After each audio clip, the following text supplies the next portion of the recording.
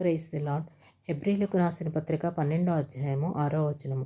ఆయన నిన్ను గద్దించినప్పుడు విసుకకము, ప్రభువు తాను ప్రేమించు వారిని శిక్షించి తాను స్వీకరించు ప్రతి కుమారుణ్ణి దండించును. 11వ వచనము. మరియు ప్రస్తుతమందు సమస్త శిక్షయు దుఃఖకరముగా కనబడునే గాని సంతోషకరముగా కనబడదు.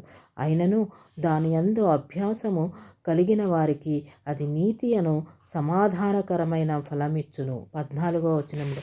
పరిశుద్ధత లేకుండా ఎవడనూ ప్రభువుని చూడడు. 16వ వచనంలో. ఒక కూటి కొరకు తన జ్యేష్ఠత్వపు హక్కుని అమ్మివేసిన ఏశావు వంటి భ్రష్టుడైనను వ్యభిచారి అయినను ఉండునేమో అని జాగ్రత్తగా చూచుకొనిడి.